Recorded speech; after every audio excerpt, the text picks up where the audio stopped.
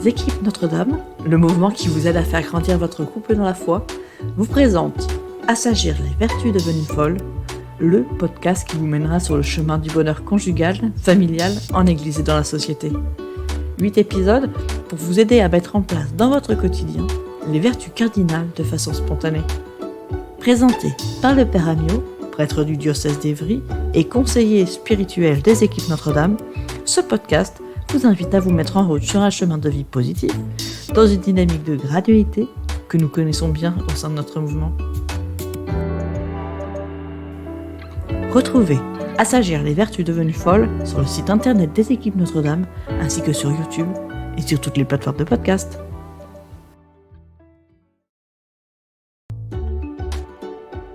À présent, écoutons le Père Amiot nous parler de la vertu de la foi.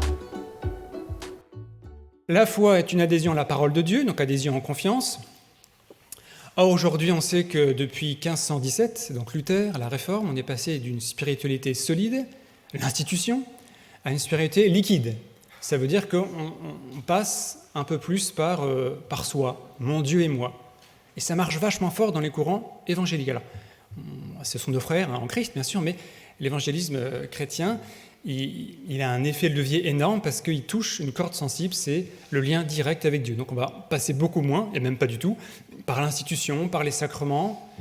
Du coup, les temples évangéliques, c'est un micro, un pupitre et une croix. Et puis un orchestre aussi. Mais du coup, il n'y a plus les médiations, les tableaux, les statues, la liturgie, les couleurs, le déploiement. Et donc du coup, bien sûr, ils ont un contact direct, mais à la fin, je pense qu'ils vont s'épuiser dans le sentimentalisme. Et peut-être qu'il y aura des déçus de l'évangélisme qui reviendront dans l'Église catholique, ou qui iront. Donc maintenant, la spiritualité n'est plus liquide mais gazeuse, ça veut dire qu'on invente. Donc du coup, le gars, le lundi, il va chez Hare Krishna, le mardi chez les bouddhistes, le mercredi, il fait un tour dans une petite secte, le vendredi, il va voir ce qui se passe à la mosquée, le samedi à la synagogue, et le dimanche, il va communier, quoi. Disons qu'il y a une instrumentalisation des religions qui se voit dans les librairies religieuses, enfin dans les librairies dites religieuses, dans les rayons dites de spiritualité, on voit des coïncidences étonnantes. Donc tu as la Bible, tu as le Talmud, et puis après tu as comment être sorcier en 5 jours, en 6 jours, en 7 jours, enfin il y a quand même des mélanges de genres très étonnants. Sur une plateforme numérique, même pour des bouquins, tu cherches un truc en tout bien, tout honneur, au bout de 2 pages, ça part en vrille, quoi. Donc, c'est-à-dire que le mot clé, religion, spiritualité... Moi, hier, je voulais chercher une image sur la prière. Donc, j'étais sur une plateforme dont je n'ai pas à dire le nom, mais qui était un long fleuve brésilien, voilà. Et donc, j'ai vu des trucs sur prière. Au bout déjà de 2 lignes, c'était oui, les anges, enfin, c'était bizarre, quoi. Et donc, ça veut dire que le référencement est tout à fait étonnant. Donc, on est dans un super projet spirituel, et du coup, la foi, elle en prend un sacré coup. Parce que du coup, si la foi, c'est ce que je compose, c'est ce que je vis, c'est pas une vraie relation, quoi.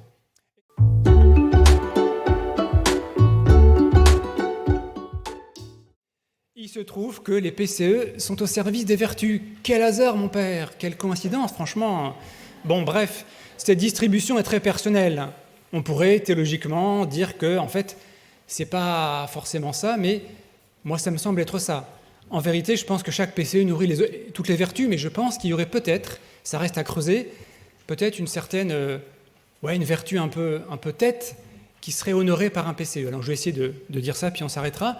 La parole de Dieu, me semble-t-il, va vraiment nourrir la foi. Romains 10, 17. La foi naît de ce qu'on entend, dit saint Paul. Pourquoi est-ce qu'on doit prêcher parfois dans le désert? Parce qu'il faut que la parole commence par résonner, et après il y a des gens qui seront touchés. Sauf que les cœurs sont parfois fermés. Donc la parole, si vous voulez, elle est toute puissante, mais elle ne peut pas s'imposer, sauf à la Saint Paul. Donc Saint Paul, il s'est pris le panneau en pleine tranche. Pour le coup, on peut dire que lui, il a senti le truc. Mais ce n'est pas le cas de tout le monde.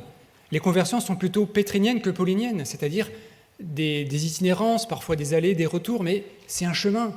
Paul, c'était 0-1, ça existe, mais c'est plus rare. Donc du coup, la parole de Dieu, c'est notre compagne pour grandir dans la foi. Et des personnes qui ne connaissent rien à Dieu, donnez-leur ce qu'on appelle un petit pain de la parole, en disant « Tiens, j'ai pensé à toi, je pense que cette parole peut te faire le plus grand bien. » Mais tu as des vies qui pourront basculer avec ça.